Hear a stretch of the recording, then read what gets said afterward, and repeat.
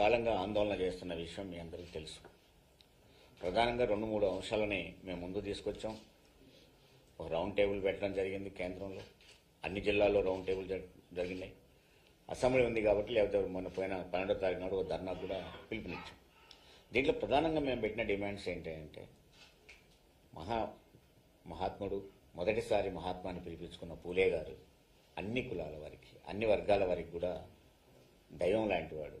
అతన్ని యొక్క విగ్రహాన్ని అసెంబ్లీ ఆవరణంలో పెట్టాలని మేము డిమాండ్ చేశాం. దానికి మొన్న కౌన్సిల్లో కూడా లేవనెత్తితే మంత్రి వెంకటరెడ్డి గారు ఎంత వేగ్గా సమాధానం చెప్పిండంటే చాలా బాధ అనిపించింది.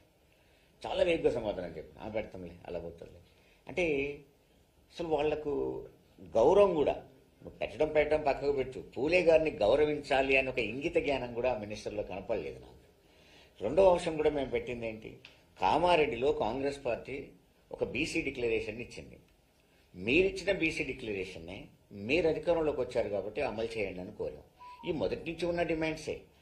దాంట్లో మీరిచ్చిన ప్రధానంగా ఏంటి, రాబోయే స్థానిక సంస్థల ఎన్నికలలో మేము 42% రిజర్వేషన్స్ బీసీలకు ఇవ్వబోతున్నాము, కుల జనగణన చేస్తాము. కుల జనగణన చేస్తే మాకు 55% వస్తుంది. కానీ అది చేయడానికి నీకు లేట్ అయింది అనుకుంటే 42% ఇస్తామని చెప్పావు. అదే 42% ఇస్తున్నామని కానీ, స్థానిక సంస్థల ఎన్నికల్లో మేము రిజర్వేషన్స్ అమలు చేస్తామని కానీ, కుల జనగణన ఇలా జరుపుతామని కానీ స్పష్టంగా నిన్న పెట్టిన బిల్లు ఎక్కడ కనపడదు. అది ఎలా ఉందంటే, మేము మాటలు చెప్తాం, మాయాలు చేస్తాం అని ఒక మామూలు కొటేషన్తో బిల్లు పెట్టి అది తీర్మానం చేసినట్టుగా ఉంది. ఏమని, మేము కుల జనగణన కలుగుతాం. ఎప్పుడు జరుపుతావు అని కనుక ప్రశ్నిస్తే, ఇంకా 5 సంవత్సరాలు జనరల్ ఎన్నికలు ఉన్నాయి కదా అని పదం. ఇక్కడ నేను చిన్న విషయంలో లాజిక్ చెప్తున్నాను. జనరల్ ఎన్నికల్లో నువ్వు చేస్తావు, ఏం చేస్తావు? జనరల్ ఎన్నికల్లో నువ్వు కుల జనగణన చేసి జనరల్ ఎన్నికలలో చట్టసభలలో బీసీలకు రిజర్వేషన్ నువ్వు ఇస్తావా? చట్టసభల్లో బీసీల రిజర్వేషన్ చట్టం రావాల్సి ఉంది, కేంద్రం చేయాల్సి ఉంది.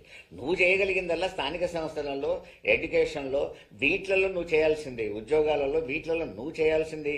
నువ్వు కుల జనగణన జరిపేది ఇక్కడ స్థానిక సంస్థలకు ఉపయోగపడుద్దని తప్ప, నేను జనరల్ ఎన్నికల్లో చేస్తాను, జనరల్ ఎన్నికల్లో చేసేది ఏముంది అంటే, వాడు ఏనోడు పెట్టినోడు 2 పోగులు ఎత్తుకుంటాడు. వాడు ఎందుకంటే వాడు డబ్బులు ఇయ్యాడు కదా, అందుకని 2 పోగులు ఎత్తుకుంటాడు. కొట్టాడు కామారెడ్డి డిక్లరేషన్ అని చెప్పి ఇచ్చావు.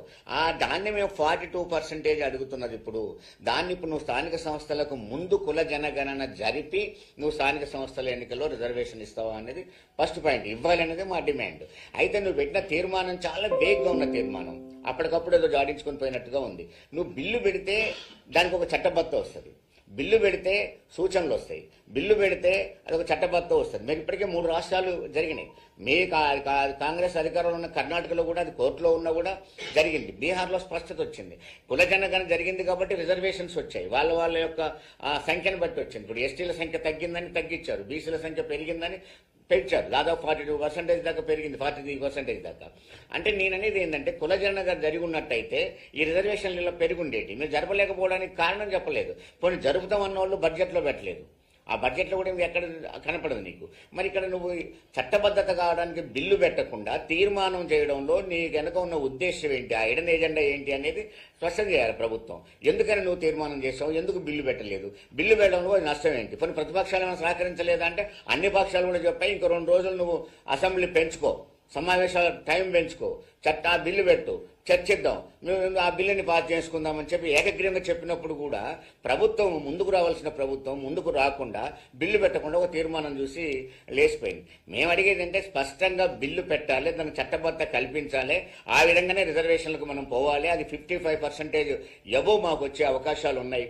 లేదు నువ్వు లేట్ అవుతుందనుకుంటే 42% స్థానిక సంస్థలో పెడుతున్నాను, అదే అసెంబ్లీలో ప్రకటించలేదు కూడా ప్రకటించలేదు. అంటే నీ కామారెడ్డి డిక్లరేషన్ పూర్తిగా నువ్వు విస్మరించావు. మొదటి సమావేశాల్లోనే మేము అన్ని చేస్తామని చెప్పి స్పష్టంగా సమావేశాల పేరు కూడా చెప్పారు. బడ్జెట్లో 20,000 కోట్ల రూపాయలు కేటాయిస్తామన్నారు. అది ఓటాన్ అకౌంట్ కాబట్టి కేవలం 2,660 కోట్ల రూపాయలు కేటాయించి చేదులుపుకున్నారు. 8,000 కోట్ల రూపాయలు సంవత్సరానికి ఇస్తామని చెప్తున్నారు. దాన్ని మీరు 2,000 కోట్ల రూపాయలు 20,000 కోట్ల రూపాయలు అన్నప్పుడు 8,000 కోట్లు ఇస్తే మిగతా 12,000 కోట్ల సంగతి ఏంటి అనే దాన్ని ప్రభుత్వం చెప్పడం లేదు. మీరిచ్చిన హామీలు కూడా మీరు అమలు చేయడం లేదు. మాకు రావాల్సిన హక్కులు కుల జనగణన చేయడానికి మీరు చట్టబద్ధత కల్పించడం లేదు. పూలే విగ్రహం విషయంలో స్పష్టంగా మేము చెప్తే అది చెప్పడానికి కూడా మీరు ముందుకు రాలేదు. కాబట్టి ఖచ్చితంగా పూలే విగ్రహం పెట్టాలి. స్థానిక సంస్థల రిజర్వేషన్ ఇస్తే మాత్రమే ఎన్నికలు జరపాలి. స్థానిక సంస్థల్లో రిజర్వేషన్ చేయకపోతే ఆ చట్టబద్ధత కల్పించేంత వరకు ఎన్నికలు ఆపాలని, ఎన్నికలు రిజర్వేషన్ లేకుండా జరపొద్దని కూడా మేము డిమాండ్ చేస్తా ఉన్నాం. ఆ 20,000 కోట్ల రూపాయలు కేటాయించాలి. ముందు బిల్లు పెట్టాలి. దీనికోసం మేము మా ఆందోళన ఆపే సమస్య లేదు. నువ్వు తీర్మానం చేసినంత మాత్రం ఉబ్బి తద్దిపోవడం లేదు. మేము స్పష్టంగా మా ఆందోళన ఎప్పుడైతే గతంలో పిలుపునిచ్చామో అన్ని కొనసాగుతాయి. అన్ని జిల్లాల్లో కూడా ఈ సమావేశాలు పెడతాం. ఈ విధంగా మేము ఆందోళన తీసుకొస్తాం. బిల్లు పెడతామని స్పష్టంగా మీరు ప్రకటించాల్సిన అవసరం ఉంది. ఆ బిల్లు ఎందుకు తేలేకపోయామో ఆ హిడెన్ ఎజెండా కూడా చెప్పాల్సిన అవసరం ఉందని నేను ప్రభుత్వాన్ని డిమాండ్ చేస్తాను.